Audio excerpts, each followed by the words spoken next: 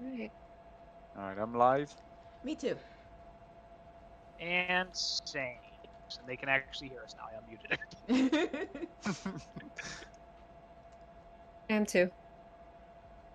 Yay, the gang's all Okay. Yeah, We're all all here? of the alerts coming through. Great. All right. so- Well, welcome in, everybody. How's everybody doing today? I hope everybody's having a great one. Joining me today as we discuss video games and therapy, I have with me a great Tekken player by the name of Rakagoth. Oh, thank you. You're too kind. I try. We also have K911. He is familiar with doing charity streams. Hello, hello. Hello. And we have PicnicBlanketDoodles, who I assume you do some kind of art. Yeah, I do. Perfect. Yeah. Well, we are going to be discussing things like video games, therapy, and how video games can, in fact, be used as therapy. But this is going to be mostly like a just chatting stream. I do want to point out for everybody viewing right now that Rakagoth on her channel is going to be doing donations for Active Minds, who is a mental health charity. So if you haven't already, go over there, give her a follow if you haven't, and then definitely make sure to donate if you're able. But that being said, if you guys don't mind, I'd like to start with a quick question for you guys. Oh yeah, sure. Ooh, okay. Perfect. Yeah, go for it. Do you guys have a game that you yourselves find calming, relaxing, something you play when you're stressed out or you just had a rough day and you're like, I need to chill? Yes, so many. So many. Oh, yeah. Naturally. I'm so excited about this question. You don't even know. Then go for it. You sound like you're Oh, ready really? to answer. Go ahead. Yeah, go ahead. Okay. Please so, I was way too excited for this question. Okay. I think Spiku knows one because he recommended it to me. But Graveyard Keeper. Yes. I have Aw, almost yeah. about Okay. as much time on Graveyard Keeper that I do on Tekken. And that's because it balances that game out so well. After, like, I rage out of Tekken, I'm able to come to this game and kind of, like, recuperate and breathe and decompress. And it's, like, just what I need, you know? Like, you don't have to think too much. Like, the story is really, like, fun and jovial. It's just, thank you so much for recommending that game. Like, I love that game. Like, it's yeah. I'm too excited about it. And then I'm glad you enjoy it. yeah, thank you. No Man's Sky is another one. Usually, like, you're not really fighting anybody. You're just like kind of farming resources, and you get to like explore all these galaxies. And I know, like, when it first came out, it wasn't that great, but they just kept improving it, and now it's amazing. I think there are like 50 quadrillion like planets that you can visit, and no planet is the same, and everything has like different animals and stuff like that. So like you can just explore it forever. Like you can't explore all of the planets in your lifetime. So I think that's so cute. Like it's so That's really wild. cool. Yeah, it's really nuts. And you can take friends. Like, you know, if you guys ever want to do a stream where we go and play No Man's I Sky. Because am I correct in thinking that that was the game that came out that a lot of people were disappointed at because Yeah. it promised so much, and Yeah. then that sounds like it's gone leaps and bounds. It as to really what really was, though. did. It really did. It absolutely has, because I've a friend of mine, Vash. Him and I played it co-op for a while, and we found out that we could put AI in these giant robots, and they would just farm everything for us. So we just spent like hours just flying Oh, around that's in our cool. spaceship. So I feel Yeah, that that's- completely. Yeah, I need to talk to you about that later too. Listen, I love talking about video games. Another I mean, I'm the same. But Yeah. that's really interesting to know that it's got so expansive now. Oh, I it's didn't so much honestly didn't fun. know that. Yeah, it's so much fun. Yeah. And I think my last one I'll talk about for now because I don't want to like hog, you know, the question. That's what we're here for. Everyone talk. But Power Washer Simulator. Like, oh my god, I didn't even know. And then just the sound of the water as you're washing things, like, it helps me go to sleep sometimes too. Really? Mm-hmm. Okay. Because again, I understand the whole blue light and stuff like that. Most people say try and avoid screens and stuff before going to sleep, but like that's really interesting that a game helps you sleep. Yeah, yeah. I mean, Yeah. It's actually kind of funny. I keep thinking about getting that game because every time they put out a new expansion, it's always something like cooler than the last one. Like the one with SpongeBob. Yeah, they have Then the they SpongeBob added, one. yeah. Then they added Laura Croft's house, and Oh, then yeah, they I saw added that. Warhammer 40K. I'm like, Oh, I what? didn't What know are you that. power watching? Oh my Yeah. goodness. Oh yeah. I didn't even know that. That's crazy. Yeah. Yeah. Each one gets slightly more exciting than the last. oh. Yeah. Well, what about you? What's gonna be easier? Blanket, picnic, what? Doodles? What do you prefer? I prefer picnic actually. Picnic? Okay, Yeah. I'll try and Yeah. bear that in mind. But yeah, what about you, picnic? I thought of two games in mind. First and probably more recently, but Animal Crossing came Oh to yeah, mind. that's a classic. Yeah, it really is. Mm. Especially like during the pandemic. Like, I still find it crazy, like how New Horizons it was released.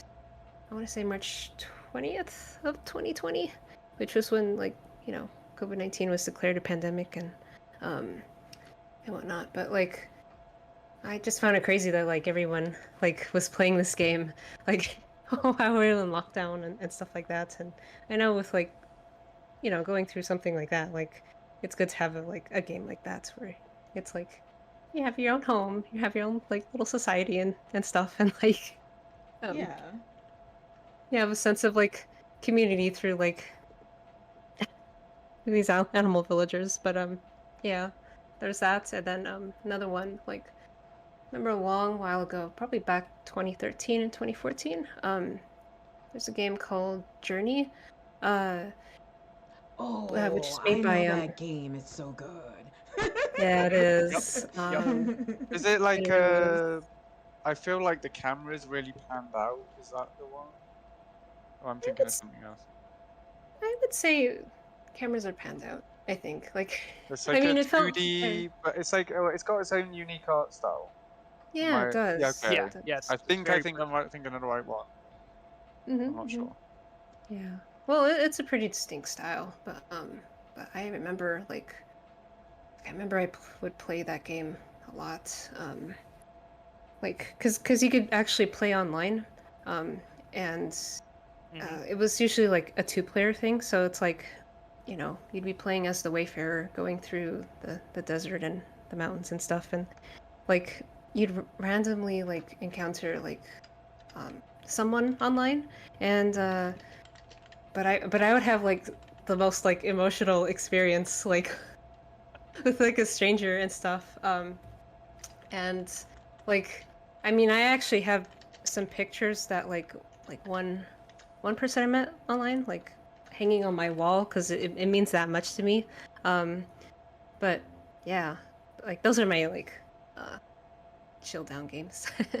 nice. Are It's actually oh, actually sorry. kind of funny you mentioned both of. No, you're okay. It's actually kind of funny you mentioned both of those games, Yeah. because both of those games have actually had psychological studies done. Oh Oh wow. And yeah. they're actually two of the games that I have notes on about the studies that were done with those games. Yeah. But yeah, sorry, whoever I spoke over, it's your turn. Sorry. Oh no. I thought I heard they were making a Journey too. Are they? I think so. I hope so because it's such a good game. It is. Yeah. Yeah. Yeah. I would love it, but Yeah, me too. How about you, K9? So, for me, I think I'm gonna go kind of on a bit of a different tangent with it though, because like things that like calm me down and stuff in terms of games are just ones I'm comfortable with. If it's a game that I can just pick up and play, that's calming to me. If I'm trying to like learn a new game and stuff, that's not gonna like help me, you know. So oddly, you've all gone for like cozier games. You've gone for that, but things like honestly, like Dead by Daylight and Smite, I can just pick up, and that actually really helps me because I just know what I'm doing, you know. And it's just like okay, it's just pick up and play, and it just kind of like centers me a bit. It chills me out a bit. So That's impressive. Yeah, like I don't know.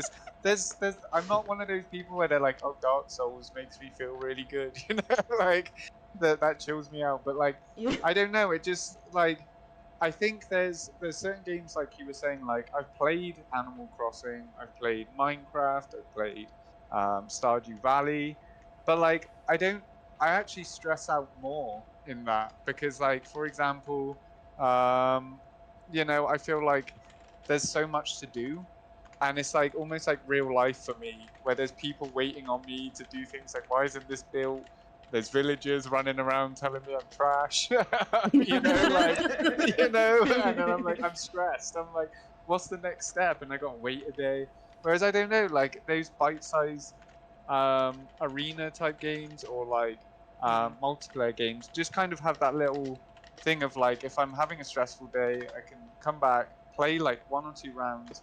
If the vibes aren't there I can just dip out, I'm not thinking well I don't know what's KK Slider's mad at me now, I'm gonna be all night thinking about why I didn't fix his house or something, like Gotta pay so Tom Nook back. exactly I'm massively in debt. That's stressful. It's stressful. That's Yeah. valid. That's funny. valid. But yeah, you know, that's yeah, my that's I feel that completely. But yeah, that's mine. What about yourself though? What for Spiku? you, Spiky? So, Yeah. so my two games, and actually, I'm kind of. I know Rock knows the first game I'm going to talk about because I beat this game every time I'm in a bad mood. Like I go through and I play through the whole game. But it's one that I've mentioned a lot of times on my channel here, and that is actually Parasite Eve. Okay. That's what I thought, but I wasn't sure.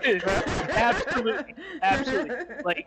Like I think it's because the game brings a sense of familiarity to it. I've probably easily beaten that game about 50, 60 times. Like I even make it a thing where I try to beat it every October.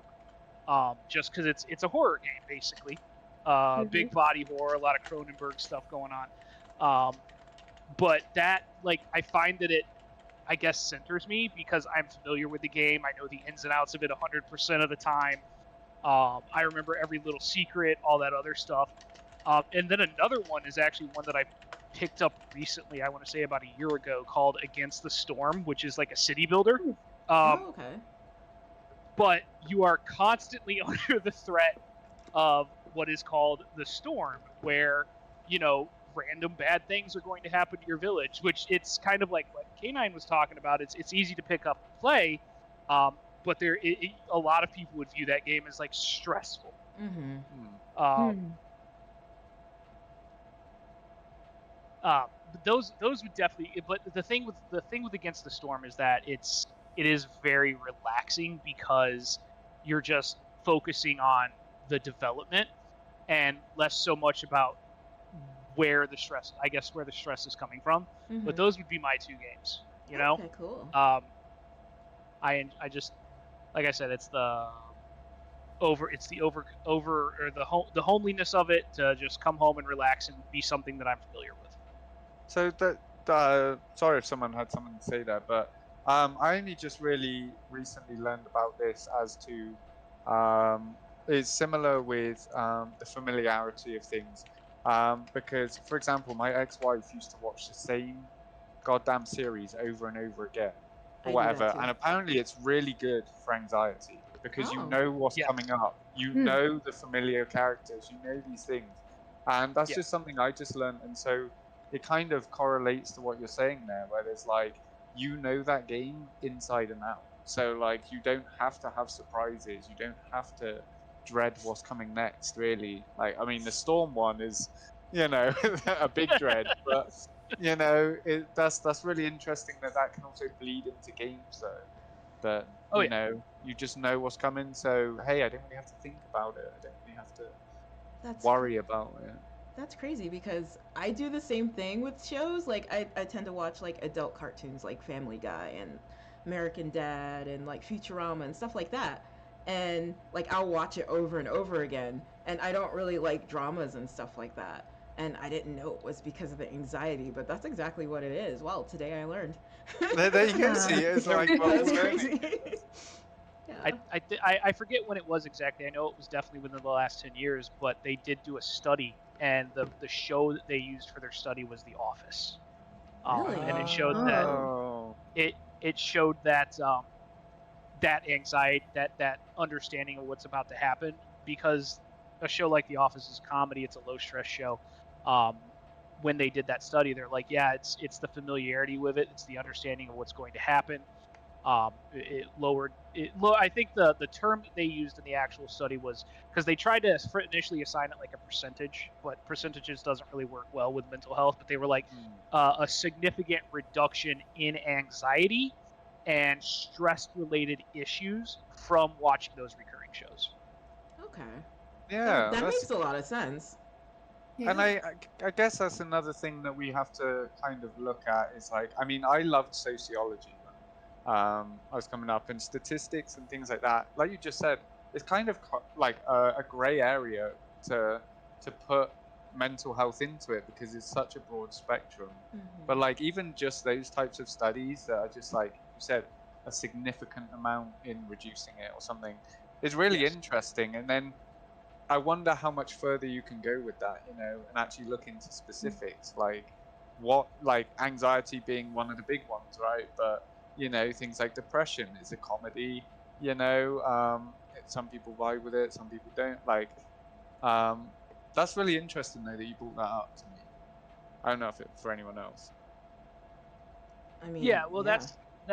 that was one of the big things that they were trying to determine, in the study is, can entertaining media, like media that was originally designed for entertainment, actually be used for the process of, mental health and psychotherapy and things like that. No, yeah. Sorry, I'm like kind of disassociating myself with it. Like I'm off on a different thing and it's not coming out of my mouth. But no, I wonder if they can like essentially look at gaming like that though, like actually study that side of it because again, I guess so many people have different tastes. Like The Office and Mhm. stuff makes sense because I think, well, how long has it been around for? Like 15 years. It's been a long time, Yep. you know, and Mm. then so there's a lot of fan base to do that with. Um, but I wonder if it can be done with gaming to kind of Well, actually. Were you going to say well, something? actually, there have been studies on that as well. So what they generally refer to that process as is called cognitive behavioral therapy. Um, Yeah. and so you'd be surprised because, like, as I was looking at some of the games that they use for this type of therapy, like, I was surprised to see stuff like World of Warcraft on that list. I was surprised to Hmm. see stuff like Halo on that list.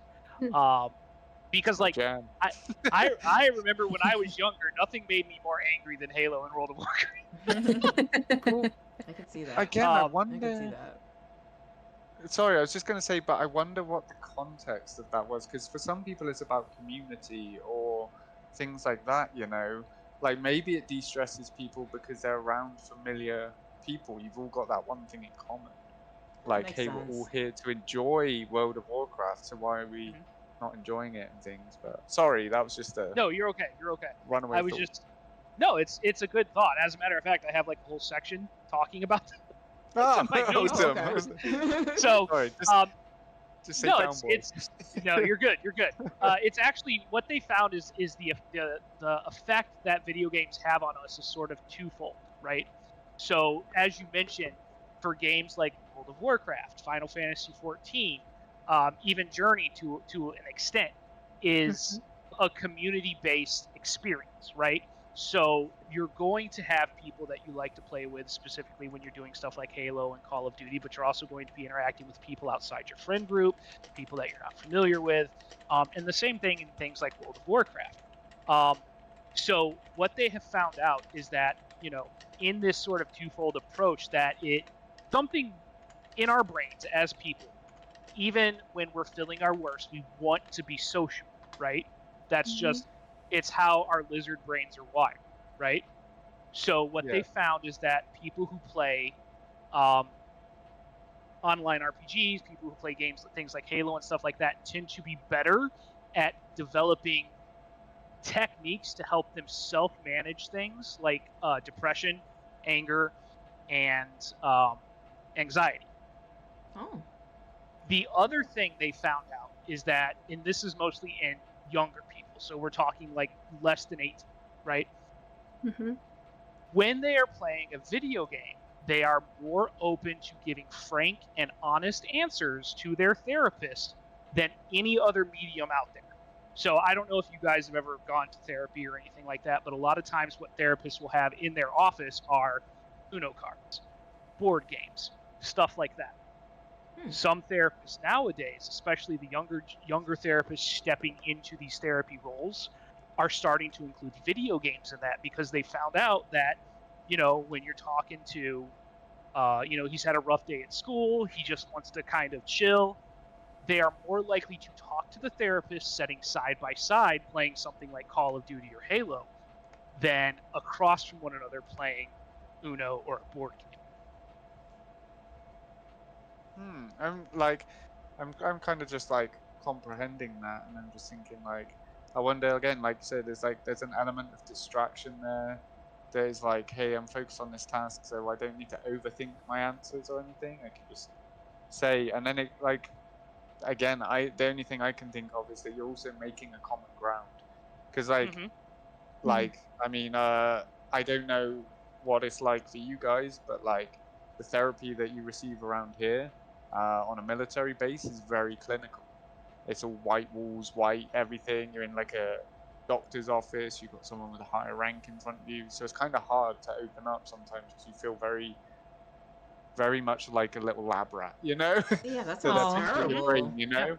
Yeah. But then like something like that breaking down that barrier, because my area is animal assisted therapy, and it's very similar where like they found especially in younger children, anything like that, that like petting a dog or having a cat in the room or something is like a distraction. It's something comforting.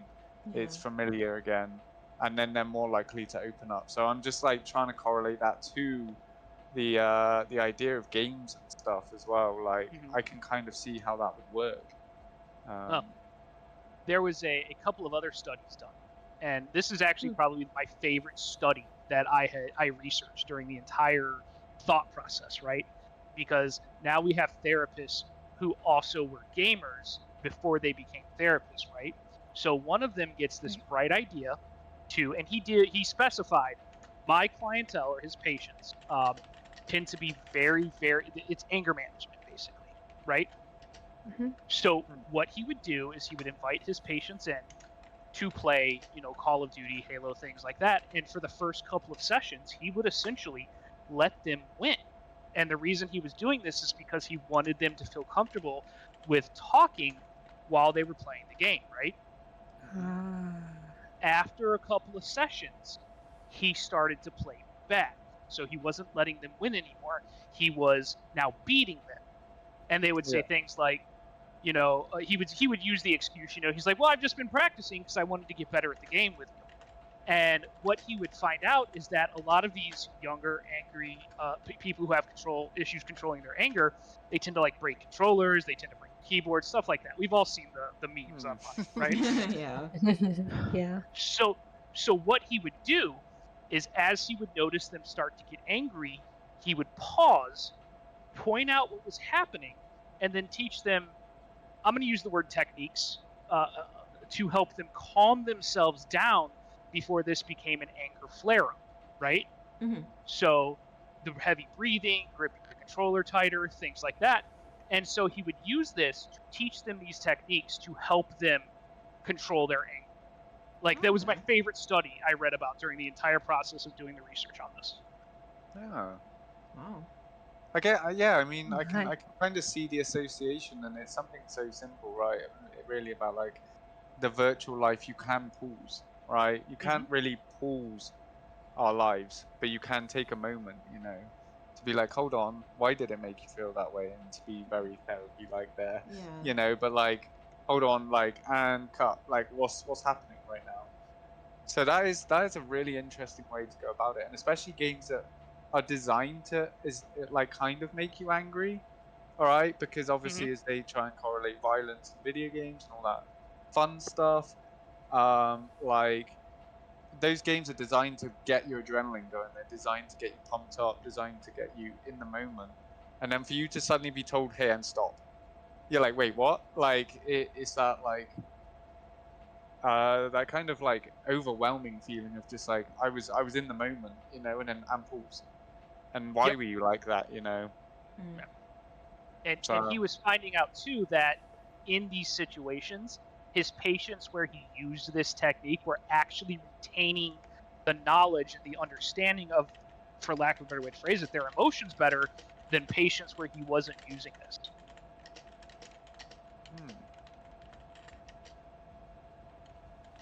Sorry, I'm pondering. Yeah. No, you're good. I'm very You're quiet. Yeah, same. While we think about that, can I mention a couple of things that people in my chat are bringing up? Sure. So, Nameless Nick had mentioned that his cozy games are Journey and Just Dance. Does anybody play any of the? Well, we talked about Journey already. And then Savior said, social experiences make us remember that we are people. And then also, online gaming is a great way for someone with social anxiety to actually socialize and feel human. I mean, Okay, I think that makes Again, a lot I of sense. think as well. So there's like saying about things like Just Dance and stuff. That could obviously also be like linked to the fact of like say things like fitness and stuff helps people feel that way. Like helps with releasing that pent up emotion and stuff. Just kind of like letting go. So that's kind of a good example as well of like how things overlap and merge. So But yeah, actually, things like Just Dance, like in other games of that nature, like Beat Saber, playing those games for about 10 to 15 minutes has the exact same effect on the human brain as going outside for a 30-minute walk. Oh my god, you got like facts for everything. You do. He did his research.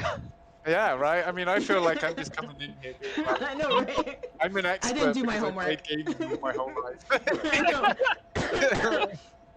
Well, and since Journey was brought up too, you'll get a kick out of this one actually. So playing Journey for as little as 25 minutes a day, right, helps develop stress relief and emotional regulation in younger gamers. Oh wow. That explains things. That's like all the like cogs are clicking together and stuff. And actually, one of my favorite things is there's actually a company out there right now. They're developing. It's like the they're basically developing a video game engine for the sole purpose of using it to design games for psychotherapy assistants. Oh wow. Yeah, it's called Playman's. Again, I think that's a good way that the video game industry and stuff has started to head towards, because obviously we really had the last couple of years we had a big push towards physical disabilities. So I know Xbox and stuff brought out specific controllers and things for that, but like we all know mental health is just as big, if not bigger, for a lot of people, because it can affect everyone before a physical disability. So like the fact that they're now actually trying to develop games in a certain way, because I know there's been some games that have highlighted mental illness. A great game is Senua's Sacrifice, if anyone knows of that one, where she deals with psychosis and schizophrenia, factors like that. And then so like games were starting to, and developers were starting to highlight it, but now they're actively trying to combat it is really interesting to me. Mm-hmm. Yeah, I do know that again when I was looking stuff up, there are two types of technology that they're trying to focus on right now. The first one is called VRET, and it's short for virtual reality exposure therapy. And what they're trying to do is in these virtual environments, it's mostly meant for people who have like agoraphobia, like these different phobias that you can't really just get over, right? Yeah. So what they're doing is they're using this virtual reality tech, the Meta 3 or whatever virtual headset you purchase off of Best Buy, right? They're using that to try and help with like fear exposure, putting people in a safe environment where they can interact with the thing that they're afraid of. And then the other one, I mentioned Playmancer earlier, and unfortunately I cannot pronounce the name of this game. Like, I'm not even going to try because I'll have everybody mad at me because I'm going to say it wrong. But Playmancer on their website actually mentions a game that they have been using. And when I did some research on that game, I found out it was a game designed to help people with bulimia. Oh, wow. Yeah, so I mean, you're seeing all sorts of these technologies come rolling out, and they are adapting them in such a way that helps people, with these, what was the exact wordage they used? Impulse-related disorders.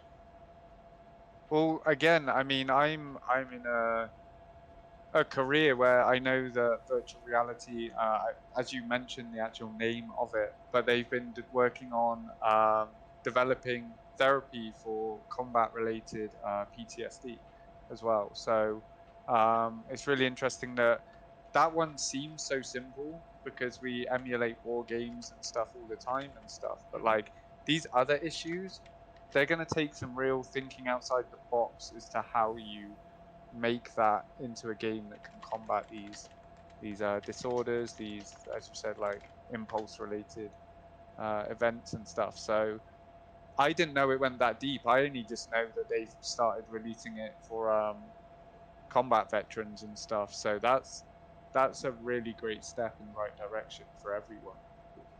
Since you mentioned PTSD, would you like to take a guess at what game scientifically has been proven to show a reduce in PTSD-related flashbacks?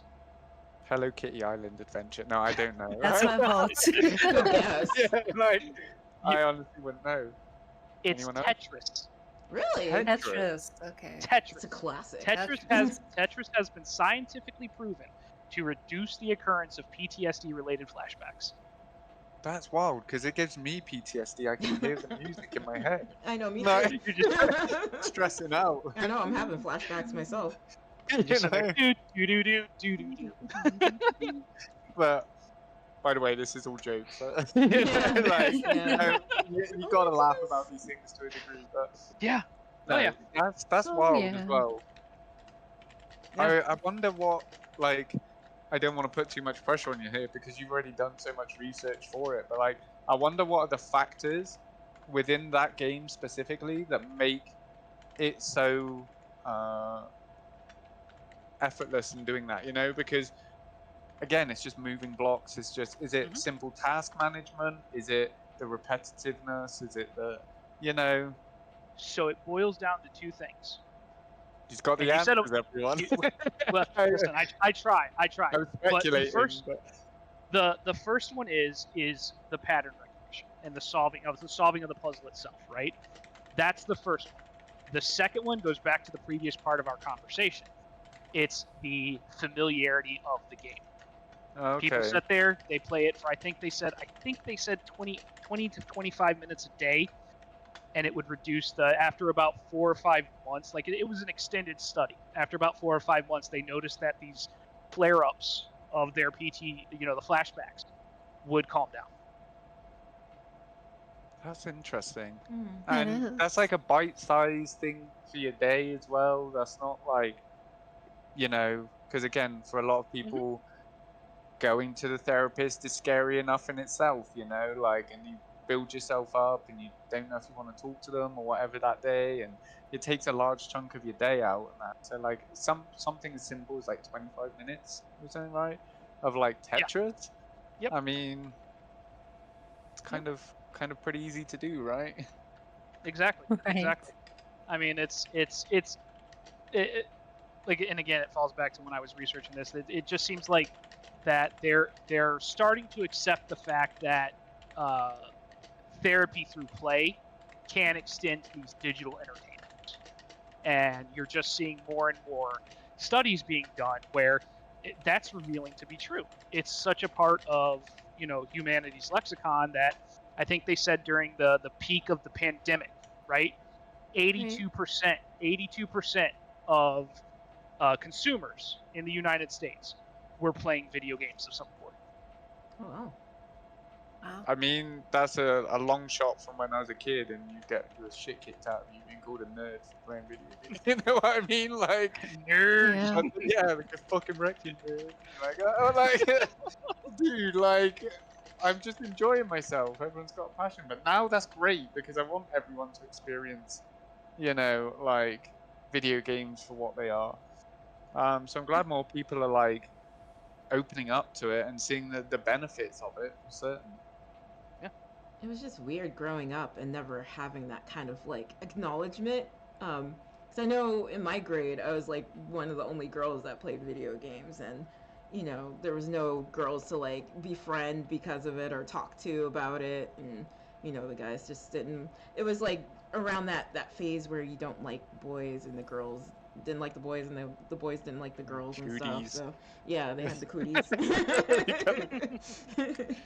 But yeah, it's great the direction that video games went in. But Spiku, do you have anything about video game addiction? So, yes and no. Okay. The only information, and again, I was trying to look for positives, unfortunately, Mhm. that I have is that they did say that one of the sort of negatives is a dependency. So, like for example, those people that were in the study that determined Tetris was good for PTSD. Yeah. If you took the Tetris away, it would come back. Oh. So it wasn't a permanent solution. They had to keep playing Tetris. Oh, I I see. mean, it's not the worst thing in the world, but Well, that's what true, what that's happens if true. you can't have access to it? It's not. Well, yeah, it's not the greatest thing, but it was one of the things that they had as sort of like a con in the study. I can tell you that I am familiar with certain cases of video game addiction in general, but the ones that I saw were on the severe spectrum. Like, I mean, extremely severe, like people neglecting their kids, Oh, and Jesus. there being, yeah, oh yeah, Oh, well, there was no. three cases in the United States where, and it was World of Warcraft's fault. People were Of course, so it's WoW. people were so hype about playing their games that their kids actually died. Oh my God. Whoa. Wow. Oh my Yeah, gosh. That's yeah. really an extreme like Yeah. case. Yeah. So I mean, while I'm familiar with those ones because I did not for this particular scenario, but I did research on them in the past. Yeah. I'm familiar with the negatives of video game addiction, and unfortunately, I didn't think to include any in my notation here. Oh no, it's okay. As I- I mean, Again, you you did way did the more than work. we did, all right? Yeah, I know, you did the work. As I just got slap my told be notebook. here at a certain time. You Right, got and that. even You got that I the extra fucked up. credit. Sorry if you guys don't like swearing. My bad. You're 18 good. You plus should hear 20. some of my streams. All right, I'm just making sure because I do forget. Mm. I may be army, but I got a mouth of a sailor. So Yeah, but I mean, video game addiction. I do know that it is actually registered as a mental illness by the World Health Organization. Mm-hmm. So I do know that they are offering things like treatment and stuff like that. The problem is that the majority of the treatment, they treat it just like any other addiction, where you're allowed this amount of time to play. You're allowed this amount of time. It's like if you send your family member off to rehab, right? That is the steps they are taking to combat video game addiction. The success rate on that, I'm not positive. I'm Okay. not positive. So when does it become an addiction, do you think? I would say that you would treat it just like any other chemical that we can become addicted to. Okay. When the desire and the need for that particular interaction, so playing these video games, starts to cause actual factual impact to your daily life and to your relationships. So, like, anybody who's ever watched me, anybody who's ever talked to me knows that I like a bit of the drink. And if it ever gets to a point where the drink starts to impact my marriage, or the drink starts to impact my relationship with, the family members and my friends, then I would probably and I don't know if at the time I would have the mental willpower to do this, but I would definitely see about rehab as an option. And I would say that that same philosophy should be applied toward video games. Okay. So I mean that's kind of interesting because I guess it's one of those things where like people have to find that balance, you know. Like we're here to talk about how gaming is our therapy, you know. Right. But then it's like, when does that become the addiction? When does that become a problem for us? For example, as we were talking, I was thinking about like one of my tattoos on my back says "One life lived through many," and it's got a load of gaming things, right? Because that's how, for me, it was an escape, right? Is that like I don't like myself, and we discussed this before in other podcasts, but like it was a way for me to escape being me. Now, as you were talking about the addiction, like what could have been my tipping point from being like I need to escape reality altogether, as these people on WoW did, right? Like they completely neglected their children to the worst degree because therapy for them was playing this game, not being themselves, being someone else, enjoying the game, you know? Yeah. So Yeah. that was just a thought process going through my head as you said that. Like, where's that tipping point? Where's that? And again, you make great examples with like drinking and that. Normally, it takes someone to be like, "Hey, you're drinking quite a lot recently," you know, or as someone as well that recently have had friends been concerned, like, dude, you never turn up to PT drunk, and I'm like, dude, I don't care, you know, and then they're like, let's cut this out, you know, like before it goes too Yeah. far. But like, if people don't have that support network because that's the norm, because who's going to see video games as a possible addiction? You know, they're just going to be like, oh, he's on his game again, like just leave him to it, or he's going to get a little bit upset, you know. Yeah. But then it's like child protective services are just going to be not going to see that, or things like that. When's that tipping point? And as Killpershot saying, like healthy balance is very important, you know, for all these Yeah. things. Yeah, no, I know exactly what you're talking about, and that healthy tipping point like is going to be as different for everybody as the tipping point for any other addiction. Because I mean, there are things that we're allowed to legally do, right? Like we can play video games, we can drink, we can smoke if we want to, right? There are things that we're allowed to legally do, but at a certain point, those obviously become detrimental to our continued existence, and at that point, for most people, and this is just something I've done in researching psychological studies in general, not just video games, but for most people, they are unable to themselves determine when that moment happens.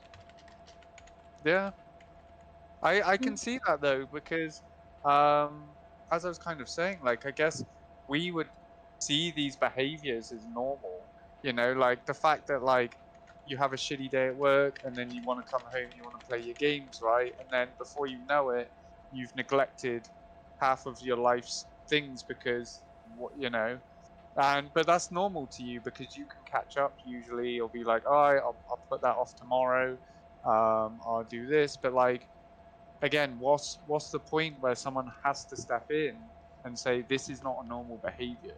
You know, like you need to Yeah. start regulating this, or you need to start thinking about it. Like again, there's people that obviously is like the way I think about it is like you try taking games away from a kid, they're gonna get really pissed off, right? They're like, no, I want my game and that, and like, but like when you're a grown ass adult, right, and you should be cognizant of how that's making you feel, that someone's just taking away your game, you know, like that is also a place where like you're like, maybe this is not the healthiest behavior for me. Like, don't get me wrong, I mean, um again, from my own experience, when I was going through a very very rough time and me and my wife were getting more and more distant, um like gaming was that outlet. I would just go and hide in my gaming room, you know, come out to eat, see the dogs, whatever, you know, and then I go back to my game because that's like my happy place, right? But then even then I realized like this is bad, you know, like Yeah. this is not normal. I Yeah. shouldn't have to come home and want to avoid everyone and everything. So I mean, I got lucky in the sense that I didn't fall too deep in that, but like for many people, they're not going to realize that tipping point, you know, and say, do you know what, this is normal, and I don't care if whatever happens, you know. And so like, yeah, I don't know. That's just to me a very interesting thing about it becoming an addiction, because as everyone says, like addiction is a disease and it can be, you know, controlled. So it's like you don't think of video gaming being an addiction. Yeah. Well, because it doesn't. I mean, for lack of a better way to phrase it, it doesn't carry the same signs as a video as other addictions do. While video game addiction, the biggest sign is neglect of social interaction. Whereas if I showed up at your house with sunken eyes and I don't know what's another sunken eyes, looking like I haven't You slept in haven't a been month. eating it, yeah. Right. I've lost weight. You would be like, "Hey, everything okay?" Because it's clearly obvious something is wrong, you know. Yeah. And the problem with video game addiction is because we tend to lose that social interaction. It makes it incredibly hard for a third party to step in and go, "Hey, man, you left these dishes pile up, and now there's mold growing in your kitchen." You know. Yeah. So I feel like the video game addiction is definitely harder to identify And in general. And without being able to self-regulate like you yourself did, you know, you may not have an out until somebody important to you notices. and just a quick note there as well about the fact that you were saying like, but there's blurred lines between the fact that some people are feeling like they're getting their social interaction because they're playing multiplayer games or they've got online friends, right? But Right. like, so someone on the outside isn't going to see these signs because you're not going out and socializing with those friends in real life. You're socializing with them on there, and you're going, but I get my social time. This isn't addiction, you know. I'm not neglecting everyone. I just Right. speak to a select few. So Do you think that's it's harder to see in children than adults?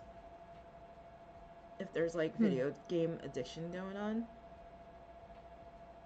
I would actually argue it would be the opposite. Yeah. Let me rephrase that statement. If you have concerned parents, I would argue that it's the opposite. Okay. If you have neglectful parents, then probably. Yeah. Because with kids, I feel like, you know, a lot of parents, I feel like mine included, they kind of just like gave us the video games and like left us to our own devices. And it's if you're just kind of like you just want your kids to be busy and you're not really caring about what they're doing, I could see you kind of falling or the child falling into that hole of, you know, getting addicted to a game. Yeah. Mhm. Yeah. and yeah, there's normal, like I was saying, like if you try and take away, like I remember being a kid and like you have our Game Boys or whatever, and your parents are like, hey, put your games down, you got to eat or something. It's kind of normal childlike behavior to just be like, oh, like I don't want to, you know, Yeah. whatever. Like, so it's like, where's the blurred line between you actually saying like, okay, you know, like my kid is legit addicted to this thing. Mm. Like it's affecting their sleep cycle, their schoolwork, their attitude towards me or other people, and what's that compared to everyone trying to figure out what a kid is really thinking anyway, you know? Yeah. Yeah. Yeah. Uh, I mean, are you yeah. guys familiar? Are you guys familiar with the Halo murder at all? No. What happened? No. No, So Tell I us. wasn't involved. that's fair. That's fair. So But That was no. a bit too quick. again, I think he protests too much. No, but essentially, what happened was there's actually been several murders over video games. Oh Oh. no. Yeah, so the Halo murder boils down to kid got his game taken away. Kid stole the game back. Parents said, "Okay, fine." Snapped the disc in half. Ooh. Kid murdered his dad. Kid murdered his dad. Wow, that's Damn. What? extreme. That is. But it feels like it could have been that over anything, though. Like, if that kid was, like, that wound up. Yeah, like what was his like what was the underlying things anyway. Was the game just the one thing that made him go, all right, screw this, you know, like I don't care anymore. But like you So said, it could also be legit that like that was his life. So I Yeah. can tell you that the kid was clocked in at about 8 hours a day playing Halo. He Okay. would I go mean to that's school, he'd kind come of home, like he'd an start playing average Halo.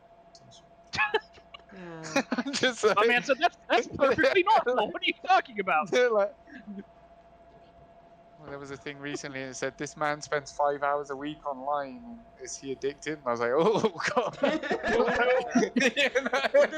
So does that mean for me? those are rookie numbers. You got to get them up there. Basically. Just a Basically. really quick thing as well. I've got Kilper shot in chat. She's working her way through the mental health profession herself. She graduated recently, and she was saying that some clients that she's worked with, when it comes to addiction, find it very helpful that they refer to their therapy as learning how to manage their addiction instead of controlling it. By reframing the way they look, it helps a lot with relapse. So I just thought that was a really interesting point. Sometimes it could be as simple as verbiage. It could be the way we look at it. Sometimes, you know. But sorry, I didn't mean to go off. I just didn't No, want to you're get good. too That's far away You from good? that subject. it's actually interesting that you said that because that's one of the main tenets behind cognitive behavioral therapy is restructuring the way the patient thinks, using those verbs where it's not as such a negative connotation. Yeah. No, definitely, yeah. And saying about like the negatives and stuff. If everyone thinks that they're gonna go in and get scolded or like told off for being the way they are, then definitely people aren't gonna really like resonate with that. I think so. Like you said, like that reframing, making it less negative, making it sound like, hey, like this is a problem, but it's a problem we can fix. It's not permanent. You know, like some people just feel like this is life now, you know, and they just give in Right. and then give into it. Whereas if you kind Yeah. of make them feel like, hey, no, this is like something that is just as fixable as if you broke your leg. You know, we can work with this. This may not be perfect again, but like we can definitely help you function again. So Ray has a comment. She says, as a parent of kids growing up in this electronics era, I monitor what they're doing as well as how long they're on. I do my best to take them outside, and I do my best to listen to their day. And I lost my place. Hold on. Sorry. It do be like that sometimes. Oh God, I'm telling you, like I'm just running on fumes at this point.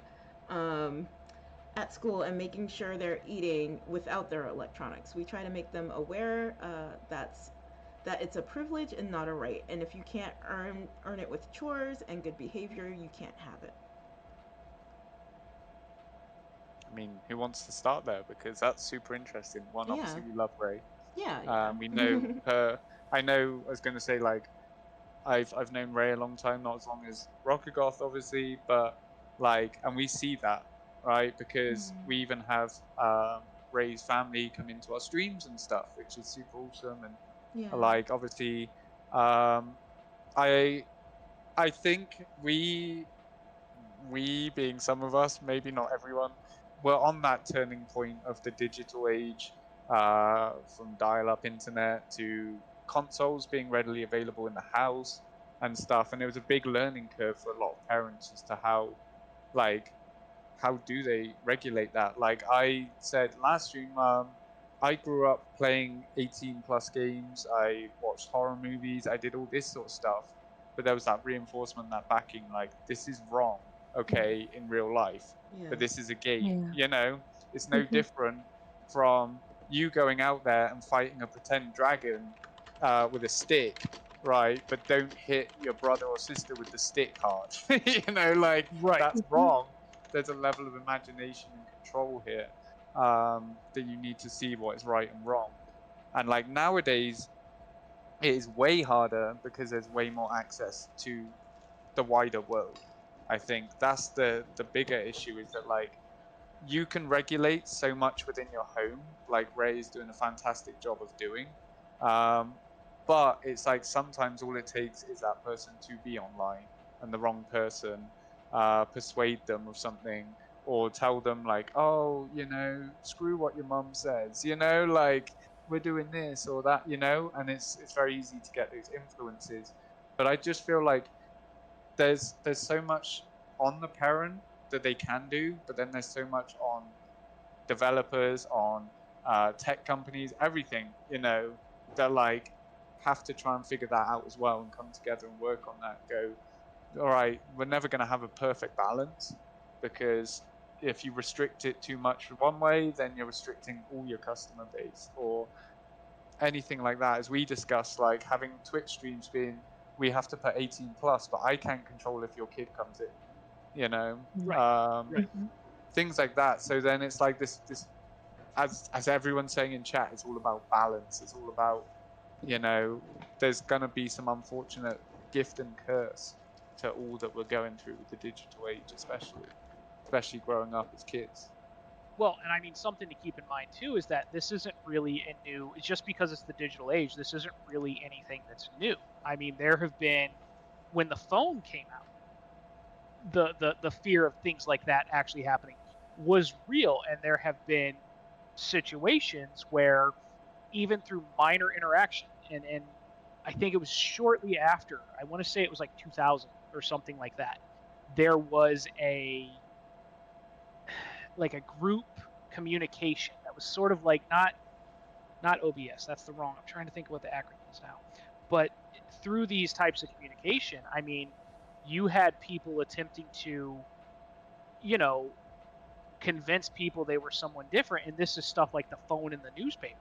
So I mean, it's not a new concept. It's unfortunately something that's always going to be around every time there is a change in technological advancement. Yeah, I mean, that kind of fear mongering has been there since forever. You know, movies came out in the 1920s and everyone thought it rocked your brain. And the 50s it was the music, and 80s it was horror films, and you know, and so like, I guess we just don't really learn from our mistakes. We just keep fear mongering. You Well, know, it's not so much the fear mongering. It's the, how do I put this? It's the lack of understanding of the human condition. I'm going to give you an example. This example might be a little rough on some people, but I'm just using it as an example. So when I was in college, I wanted to be a detective, right? And not like a generic. I wanted to be like a forensic detective, right? So I did a lot of research on cases involving families and things like that, where family members were responsible for the death of other family members, right? You know, it's that adage of 9 times out of 10 when someone dies, you look at their wife and husband, right? But so going back to shortly after, 1997. I want to say 1997. Don't quote me on that. I'd have to be looking at the paper to tell you the exact date. But essentially, this guy, this adult male, convinced a young girl that he was the leader of a cult. This is an actual case. I know. You can find information about it on YouTube. I know a couple of like the murder podcast people have talked about it. Convinced this young girl, she's about 16, that he was the leader of a vampire and that he could turn her into a vampire. But in order to join up, they would have to kill her parents. So this guy spends like 4 months grooming this girl, and eventually shows up at her house, figures out where she lives, shows up at her house, and together they kill the parents, and then they go on the run. So, I mean, it's less so much the fear-mongering, the lack of understanding of the human condition. What I mean by that is, if that girl had, and if this girl had a support group, if her parents were more attentive, while you could be the most attentive parent in the world, bad stuff will happen. If she had a support group, going back to what you said earlier, having a third party be able to help identify when something becomes an addiction, this would not have happened. It's very true there. Like, yeah, I mean, I think there's always going to be variables that, like, you know, as much as we try and cut this stuff out or whatever, like, there's someone that apparently has the charisma to convince this kid to do that stuff. You know? Yep. Like, But no, I mean, Sorry, that got a little dark. I apologize. Yeah, it was a bit intense. it's all, you know, in the name of this podcast. You know, Yeah. figuring everything out. I mean, we never said we're going to change the world with this thing. Right. You know? Like, It would be we're here nice to to, discuss but- it. Yeah. All these wonderful people in chat and stuff as well. Right. Yeah. Mhm. But like again, it's one of those things, right? That at the end of the day, to try and bring it onto the topic, what if she had video games? What if she was inside, That's true. not being lured by people? All right. Yeah. Because again, I mean, let's be honest. Like, if you're inside, could you be safer, or could you be online with another person? But no. I don't know. I think that is specific case essentially as well, because video games could have, you know, when you're kids, it's like bringing up the imagination, right? Maybe that would have driven them more towards it, to be like, I want to be a vampire, that sounds dope, you know? I've played these games like Castlevania, and this dude like kicks ass as a vampire, that seems really cool. But then it could also just be that, like, she could also go, wait a second, this is all really dumb, like, just like a game, you know? Right. No, they're not real, you know? So, or are they? Who knows? No, that's another podcast. Like, I don't know, what's everyone's thoughts on this? Is like, we go ahead, because I don't know, I'm kind of like Doctor Strange right now with like 14 million things going through my head, and I'm really trying to zone it in, so. I feel it. What are the like burning questions that you guys have about what it means to have like video game therapy, or anyone in chat as well? Any experiences with how gaming has helped you? Because I mean, like I said, I went through a lot growing up. Like, I didn't go through a lot like a lot of other people though. I'll only share my own experiences. I won't say that mine were worse or better than anyone else's really.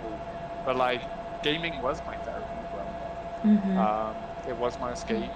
I mean, to me, it fascinated me that one minute I could be fighting off the Covenant as Master Chief, and then the next minute I'm an Italian plumber jumping on mushrooms, you know? But like, it opened up a lot for me of just escaping, but it also made my imagination stronger. It made many drives to try different things and be a different person and be better, you know? And so, for me, video games have always been a form of therapy. Some now may say it's an addiction after this podcast, is worrying. But no, like, for me, it still is a form of therapy. A stressful day, I come and play games. As I say, as we sit here on Twitch, we've created these friendships and these platforms based around gaming. Some of you may be good enough to just sit in front of the camera and do just chatting, but I know I need gameplay in the background, all right, for something to watch, you know, and people to be kind of like on a common ground. Like, oh, you like Halo? This is the person streaming Halo, we can talk about Halo, you know, etc., etc. I mean, there's someone in here that loves Tekken, and I haven't played Tekken for forever, you know. I wonder who that but is. it's a whole different community in one way than the community I got, but we can still merge them because now we have more common grounds. So that's how like video game therapy really works for me. It's just been a consistent hobby, you know, that helps me escape. So, what about for other people? I mean, I owe my marriage to video games. That's pretty impressive. Yeah. Like, I met my wife on Final Fantasy 14. I'm a DPS. She's a healer because I refuse to do that job. And she doesn't like to heal either. She likes to DPS as well. But it is what it is. Do it, not me. But I mean, I don't know if you guys hear her in the background. She's like, I do it because I have no choice. Aww. I mean, Poor woman. Give the healer enough love, right? right. Listen, healers have to adjust. I don't know. That's part of their job. Don't hit me. But I mean, yeah, I met my wife through a video game. So I mean, video games have always been like important to me in general. So I mean, I know exactly what you're talking about. Video games calm you. They help you escape from what might not be the greatest of realities. I mean, and they help with our sense of community. Yeah, I agree. Yeah. Too. I think for me, I don't know how I would have functioned without video games growing up because my house situation was just so bad. It really did allow me to, like, some escape because, like, I couldn't even go out of my house. Like, my mom just isolated me, so she isolated the whole family. So, like, we were just in the house all the time. And, it was nice to be able to go different places in these video games, like Legend of the Dragoon. Like, I got into RPGs because it just, like, it kind of let me see different worlds that I wouldn't normally get to see and experience different type of people that I wouldn't get to experience otherwise. And I think that's why I was concerned with, like, when does it become an addiction? Because, you know, my dad worked at night, so he wasn't watching how much I played games. And my mom didn't care. So, I mean, I pretty much played games all the time. You know, my homework was always done, but I always played games. When it's not addiction, you're good. It didn't affect you. Okay, all right. But no, I get you there. That's one of those things though, like, because again, you've obviously had a very different upbringing to many of us. We all have different upbringings from each other, and like how that was your escape would also just kind of, in a way, boiled down to the same thing, like escaping that reality or just not being present. Mm-hmm. At least being involved in something that you want to be or enjoy, like you said, like you're experiencing all these different things and people you've never experienced. But again, I mean, that's rough. I'm sorry that you went through it that way, but we're glad to have you here right now discussing it. Well, thank you. Yeah, thank you guys. And, you know, I mean, I was thankful, like, the video games were like the light that lit my tunnel, I guess. Like, I don't know who says that. I just made that up. I'm sorry. But yeah, like, if I didn't have games there, like, I mean, Ray, she said she used to escape through books, which is another good option. And, you know, I would read sometimes too. We had those summer books that we had to read. And it was great to escape in somebody else's world too, but there's something about video games and that interactivity, and I think even though the characters weren't real, like, they felt real. You know, being able to, like, experience them.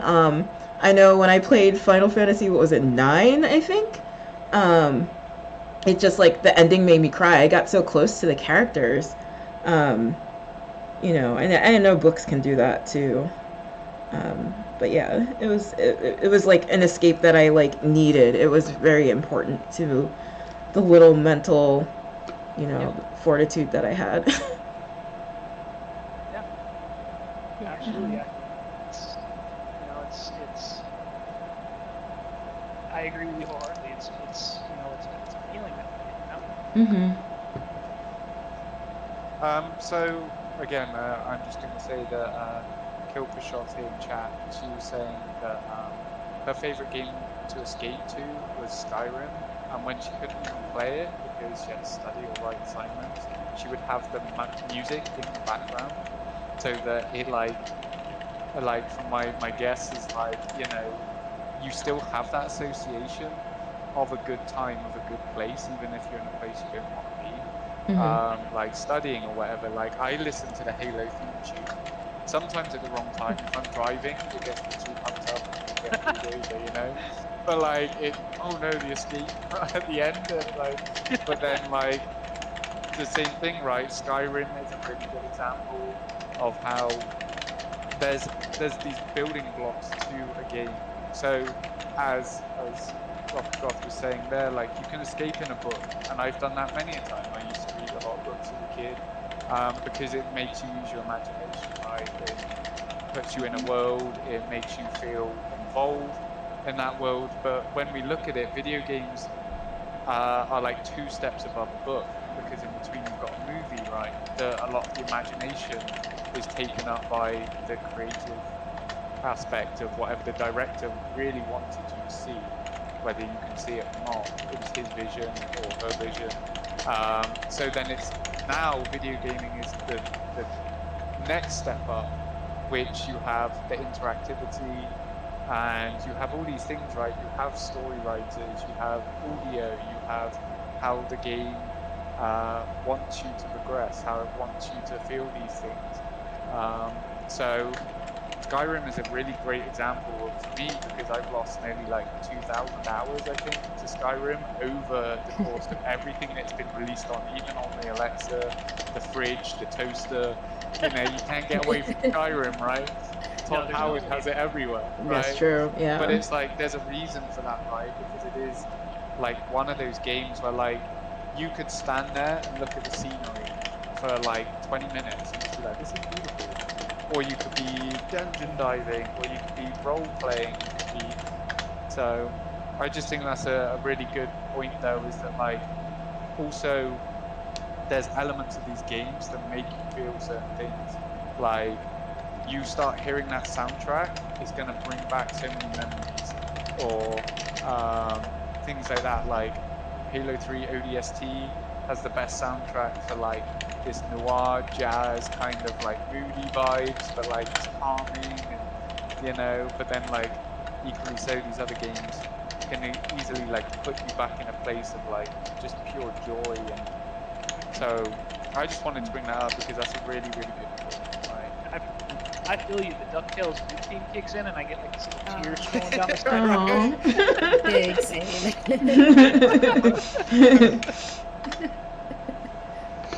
I mean, how many times do you even hear like the familiar sounds of like Super Mario or something? We're all at an age where like we grew up with Super Mario and stuff, and it just takes you to a different place. There's no shot in hell that if you're gonna put on a Pokemon theme tune, I'm not gonna sing it at the top of my voice. You know, like Yeah. it takes me back to a better place, right?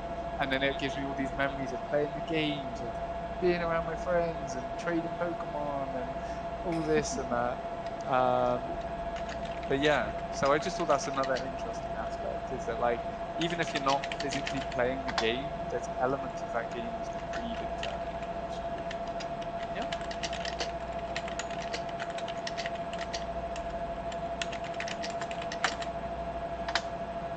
Sorry, I'm reading chat as well. Oh yeah. But yeah, like, is there any games that make you feel like that? As you said, like DuckTales, you know, sometimes it's the silliest of games, right? But it's a banger. Oh yeah, it was absolutely. Definitely should have been the ending credits theme, but like no.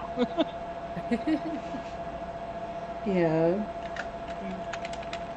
I remember back freshman year high school, I like, well, also in topic of Pokemon, like I remember like when I was like doing homework and studying and stuff, I would like turn on my DS and I would just like listen to like music like from certain towns and cities and whatnot. But like, yeah, I can definitely vouch for like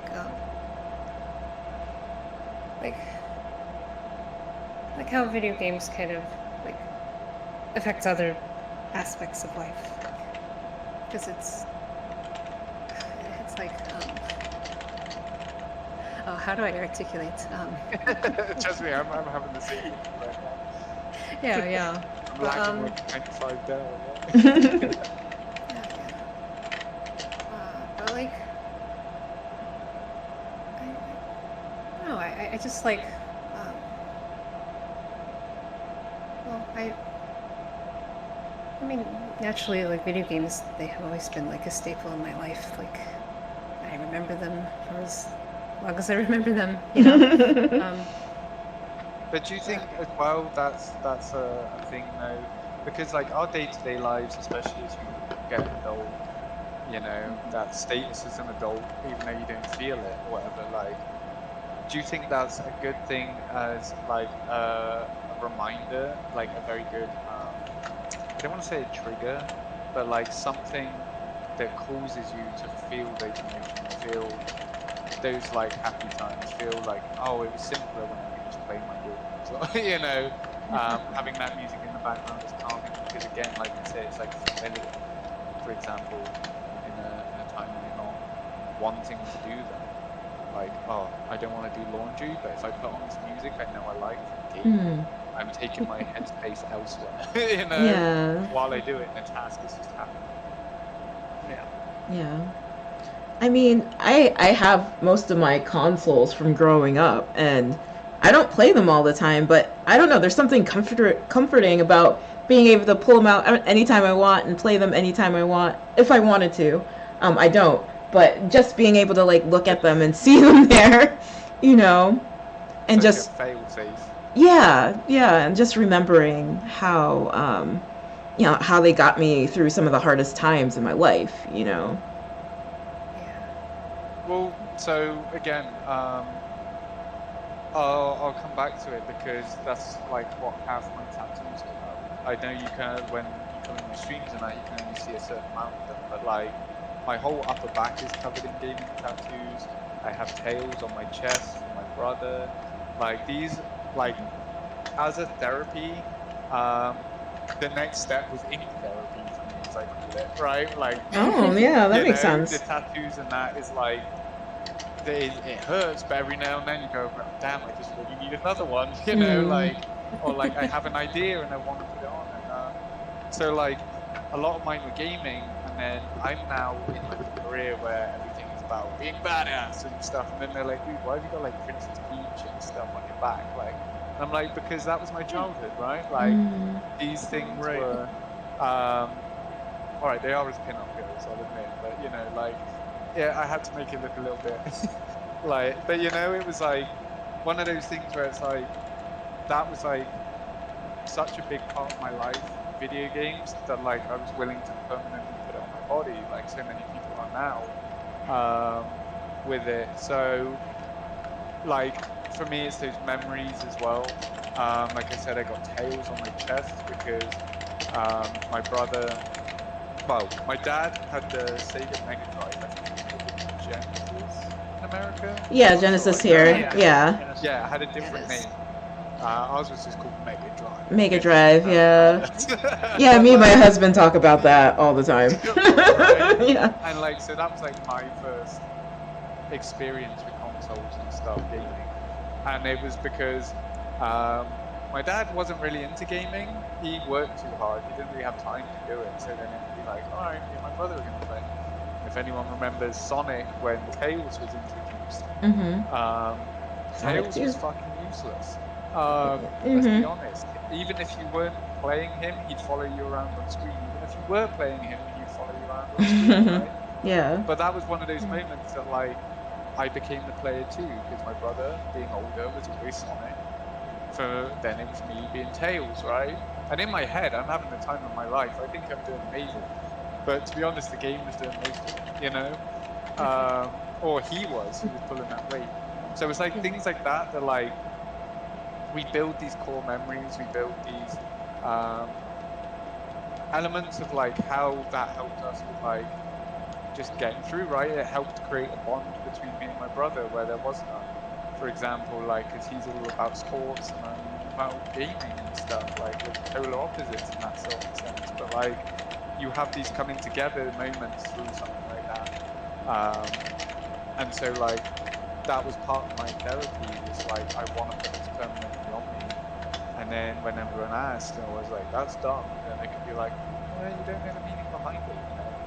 And so it's just one of those things that, as people say, like, I don't get how video games can be your therapy, right?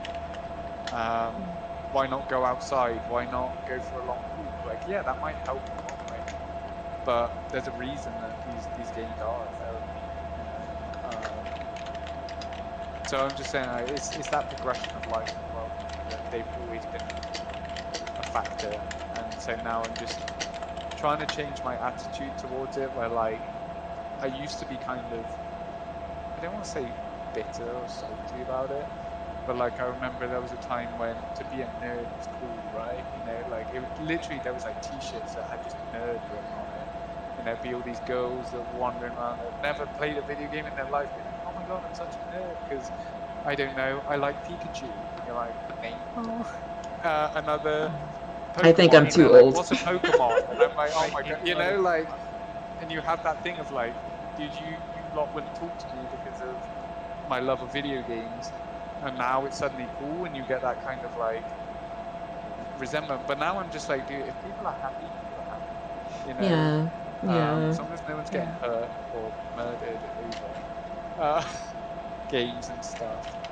Well, and I Um, think, and I don't want to use the word stigma because that's not the right word, but I think there's always been this push to view video games as not like a legitimate form, like a legitimate form of art or multimedia. Because I mean, you know, as I was talking earlier about psychologists developing new ways to use video games to help, psychologists have been fully aware of the benefits of psychotherapy through play since 1975.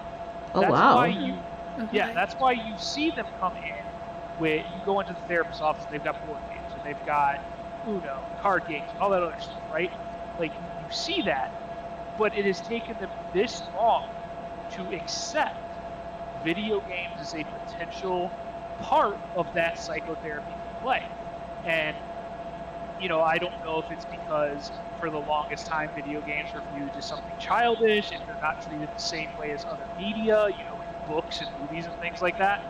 But I mean, it's you know, there was a stigma. It's not the word I want to use, but it's the word I'm going to use because I can't think of it right now. Yeah. No, definitely, and then I mean, as we kind of evolved that as well, like you're saying about the stigma about it, a good example of that would be for me where I grew up, and again, gaming was like, if you mention that you're a gamer, they're just like, oh, so you must like JRPGs, you must like all this weird like, you know, stuff, and then everyone like kind of started to shift that mentality when games like Call of Duty, the casual gamer, as everyone used to call it, right? Oh, I'm a casual gamer. I play FIFA and Call of Duty, or I play like 2 games or whatever. But like now, like you said, that study shows that like a large majority of us use video games on a regular basis, you know, and it's just kind of yeah, like Leah's also putting in chat, like gaming was like immature because you meant to be an adult, you know. But then like they're the same people that if you go, hey, you jumping on COD tonight? They're like, yeah, man, I'm in, and you're like, so you're gaming? Like, I'm just doing the same, but I'm experiencing other things, right? Right. So like, yeah. I think again that also ties to the fact that you mentioned it's not considered like an art form or anything. It's just kind of seen as, like you said, childish, right? If you like, man, I could tell you about the lore of Skyrim and the amount of effort and work that went into being built in that game and all that, and everyone goes, but like, it's kind of dumb, man. And you're just like, you know, that you're not seeing it for what it is. Right. When did that change, though? So, I mean, like, are any of you guys like familiar with the PC 98? Yeah. So, the concept of video games as a form of art has been a hotly debated topic since that time frame, because you would have, I'm going to use the phrase visual novels, set up that were like interactive games. Like, I played some of them. As a matter of fact, I have a copy of this called Snap. It's basically a video game version of Blade Runner, and it was made by Hideo Kojima, you know, of Metal Gear Solid fame. And I mean, the game is exceptionally pretty. It looks like stills from an anime. So I mean, the argument of video games as art has been around forever, and there are those people who just refuse to see it as an art form for the most ridiculous reasons. Yeah. And I will just say as well, Leah here as well. It's like she put about how the world has just become so tech heavy nowadays that it's almost just become like normal, you know? Like, oh yeah, I can like because everyone's so reliant on technology and stuff, now it's just like, yeah, I can see it, you know, whereas before we didn't rely on technology as much, so we were using other forms of media. And that seemed like, well, a movie is an art form because the director has a vision and the actors play a role and there's actual scenes or whatever. You're like, but that's exactly the same as video games, right? Yeah. But now, because everyone's got a console in their house, because everyone has access to a PC or even mobile gaming, right? Like, a lot of people are going to be like, well, it's not really gaming or whatever. But it is. It's still like, there's a lot of work and effort that can go into the art style in it, the audio, even the storyline itself. And so, again, I think that is very much like where we're at is I feel like attitudes are changing because we just have access to it. Like, can you imagine explaining to someone that can't read a book, you know? And like, well, what you do is you kind of look at these pages and then you think about it. They're like, that's dumb as fuck. You know? Right? Yeah. But then when you learn how to read, right, it's a whole different world. So when people will look at on the outside and they go, why are you playing this game? Why are you a blue hedgehog? Like, oh, this is kind of weird, right? And then you teach them how to play the game, or you teach them the level of like, oh, go, hey, this is easily accessible to you too. All of a sudden, everyone goes like, I get it. You know, like, this is fun. Right. SpongeBob. Right? Like, so. I mean, I feel like it's been weird. Like, you know, I was born in the 80s, and just kind of watching the progression of games, because it wasn't cool to play games. You know, people looked at you weird if you were like a gamer or whatever. And I don't know when it changed. Like, I don't know when it became cool, but it's just weird from where it was, and people telling you, gaming's not going anywhere, and it's silly and stuff like that, to where it is now, like $1 billion industry, and there's like sports teams like centered around gaming and esports and all of that. Like, it's crazy. Like, when did that happen? When did it turn around? Like, what? I still don't understand. I'm trying to think of some like pivotal moments. I think, for example, things like the iPhone coming out obviously put a lot of like technology in people's hands. But then like you could say the internet itself, when it was like, public and easy to do type thing. But like, I guess the problem with us trying to comprehend that is that there wasn't one major event. It wasn't like at midnight on this day, everyone came together over technology, or everyone understood video gaming. Yeah. And it's been an evolution of like seeds planted or whatever, things like that. And I think as well, it also helps with any kind of movement in that sense, that we are now the old heads teaching the new ones about gaming. Like if some kid comes up to me and says, "There's 5,000 Pokemon now," I go, "No, goddammit, there's 151."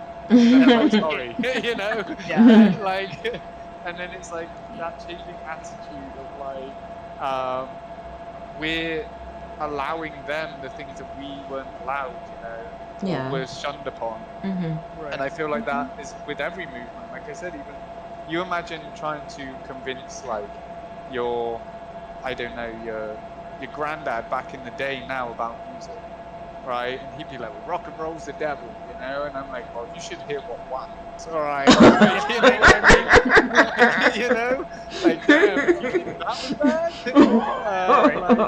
and so it definitely had it definitely was a process of stages, because Vash here in my chat was pointing out that like Call of Duty had a major hand in it, World of Warcraft. It was just all in stages. Yeah, definitely.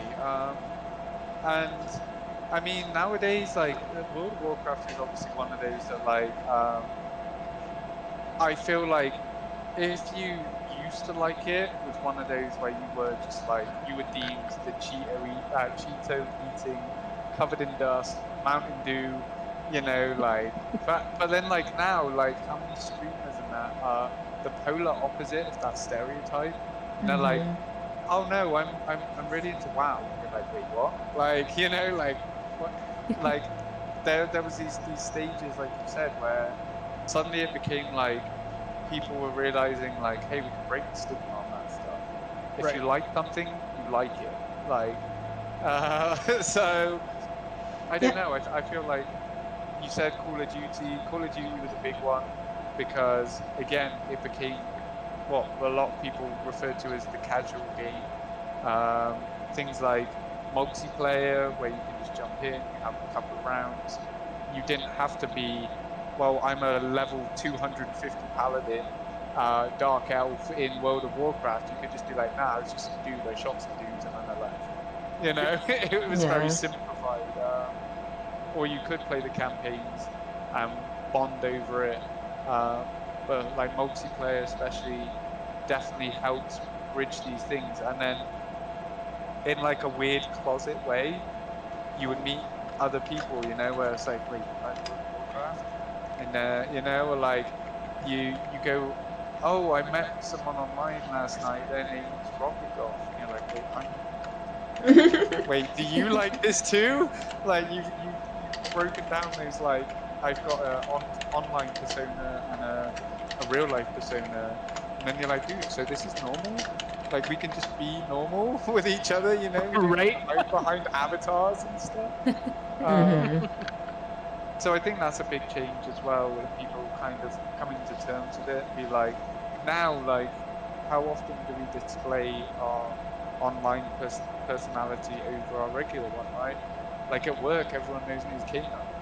Like, I don't even work with K9s, but they know I stream for the betterment of K9s, right? Like, and stuff. And it's like, alright, there's like a lieutenant colonel that hates my ass and just tells me that I can't have nicknames and stuff like that on my morale cap and stuff. But like, everyone else is accepting of it, you know?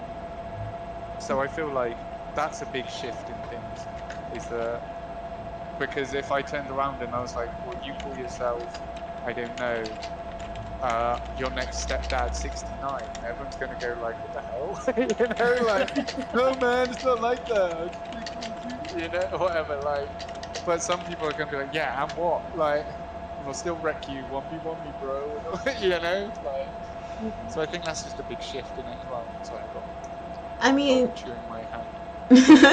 Oh, so cute! No, it's Scrappy, the dog. He wants attention, he starts chewing my hand. I think you brought up a good point about the internet. I think the internet really helped things along because, you know, as like we mentioned earlier about like people being social creatures and stuff like that, it really helped people to socialize and bond over games. And I don't know if video games would be where they are today without the internet. Yeah, no, definitely. Because again, I mean, many of us have seen those stages of like, you know, as we've talked about Rocket Golf, and you talked about a lot of people like from arcades to when consoles came into your house and stuff. But like, I mean, we're talking Xbox. The original Xbox had online features, but they were very basic. It wasn't until really the Xbox 360, PlayStation 3 that like online and stuff really kicked off. PC gaming has always been evolving in the background. Okay, Mr. PC Master Race, you know, but like, you know, it's like it's always been, because it's been connected to the internet. You know, you use that device for other purposes than just gaming, and now some people buy it just for gaming, which is kind of insane, the flip. But like, when it became consoles could go online, I think you're right, Rockcroft. I think that was a massive turning point in exploding the industry. Yeah, right? for sure. Now, like you said, it's worth billions and billions of dollars, whereas you Really imagine is. if we didn't have the access to each other, you know, I think it would be very different, where people would be like, oh, I don't really want to buy just a game for myself or whatever. You know, like I want to play this because you're playing it, or you know, and like anything, the only people that would know about that were people around you. So obviously, when we grew up, whatever was like in the school playground, the yard, or whatever you guys call it, you know, like whatever was hot, we wanted to be a part of it. Right. Like, oh my god, the new Final Fantasy came out, and you'd be there like, yeah, obviously I play Final Fantasy, duh. And then you'd rush out and go buy it and be like, yeah, now I understand it. Yeah. Online has just meant that we can do that over the internet and go, hey, have you played the new Assassin's Creed? And you're like, yeah, I've seen it advertised online as well. It's connected to the internet. And I want to play it. I want to, you know, oh yeah, we can discuss it and have more people outwardly that you can discuss these things with. Instead of just like, if all your friends are like, quote unquote, the jock or something, and they're like, ooh, what are you going to do? Then you're never going to do that, are you? Yeah. So the internet really helps find like-minded people. Yeah, for sure. So I just wanted to give the 10-minute warning. Okay. Yeah, it's getting close to ending the stream. I don't know if you guys are thinking about anybody to raid, or if you want to wrap up on any thoughts or ask any last questions on the topic, or does anybody in the chat have anything to add to the conversation? You guys heard Rocket Off in my chat? Great. You guys heard the lady questions, comments, concerns? Man, that gives me all the feedback. That's normally when I'm in trouble. Like, we have what's called an AAR, right? It's an after action review after like big events, and they're like, right, bitches, gripes, complaints. I mean, questions, comments, concerns. Like, you know, and you're like, oh, I don't really want to say anything now. Like, Nameless Nick said that we're all beautiful mushrooms. oh, Yeah. well, you're a fun guy. I mean, I love that. That's so cute, and I love mushrooms too. I don't actually like mushrooms, but I like you guys. There's so many mushrooms in like British cuisine, I feel like. There is. I mean, again, where I just came back from on deployment, mushrooms are everywhere. Now I have, yeah, I never want to see another mushroom. You'd be like, how did you even manage to make mushrooms into this? This has nothing to do with medicine. You know? Yeah, why not? I mean, I put mushrooms in everything. Eggs, sandwiches, like it doesn't matter. It doesn't matter. They're so good. I mean, I do like a mushroom sauce when I cook steaks. Oh, steak is like so good with mushrooms. Should enjoy what they enjoy. It's all friendly banter. Yeah.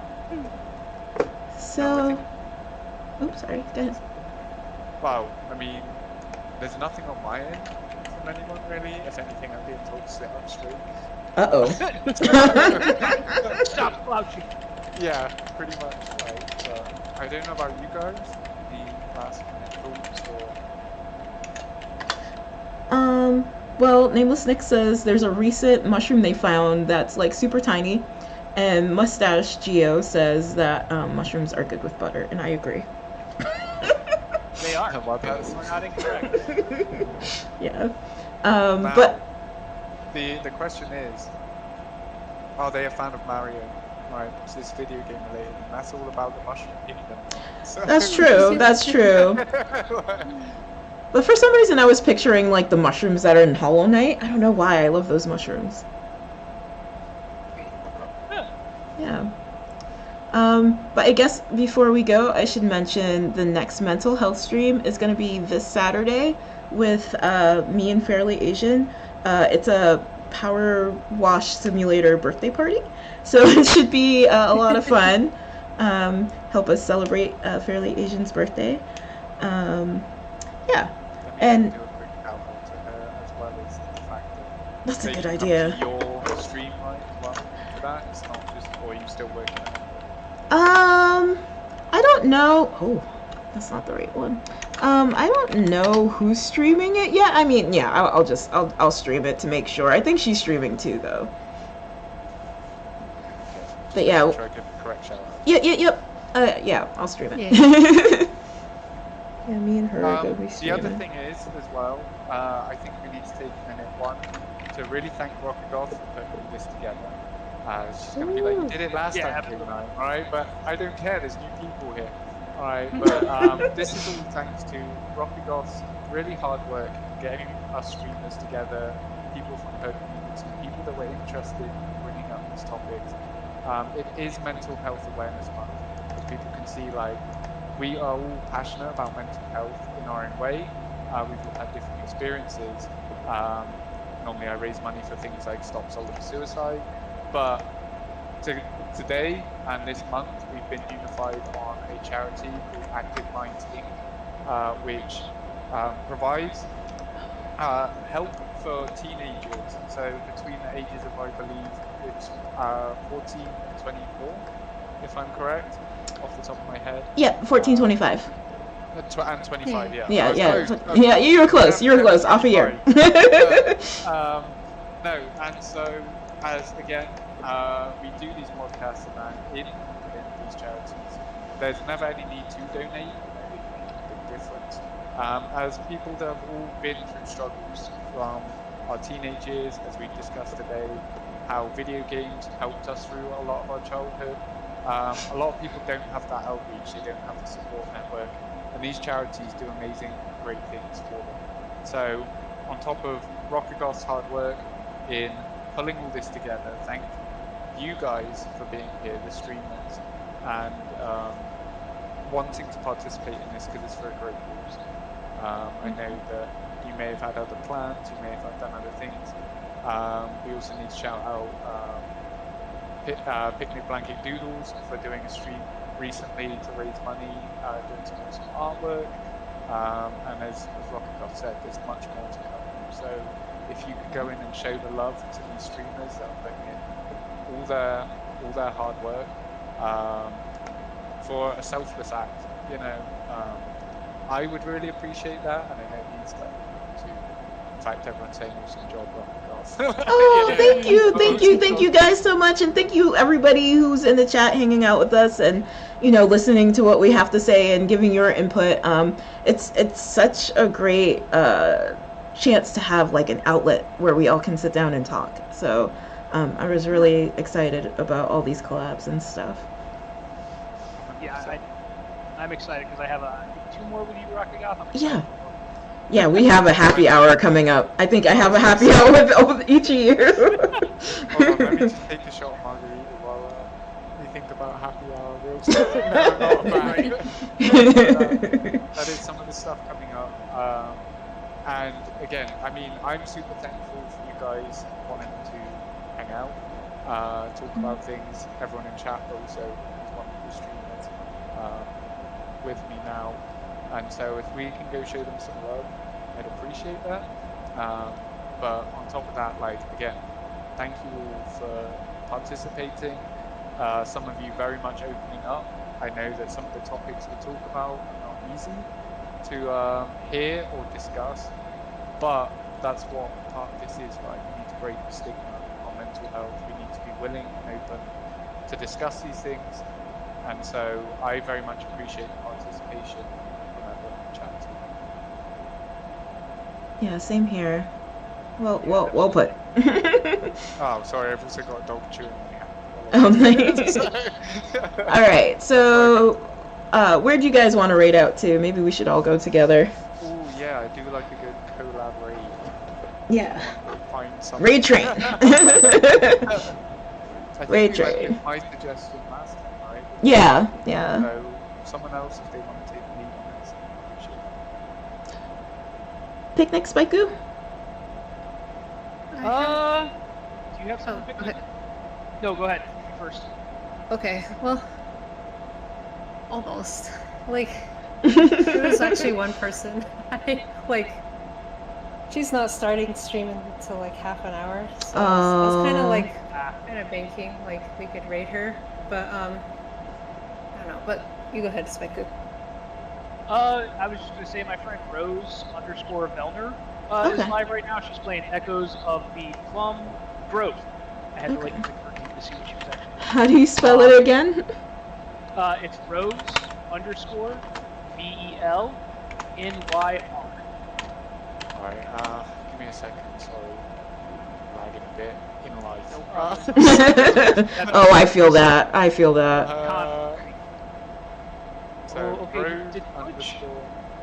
VLNYR? VLNYR. Okay. I think I got it. Looks like some kind of PNG or VTuber. Yeah, she's a VTuber. Okay. Yeah, I got the right I think one she then. does It's not like me.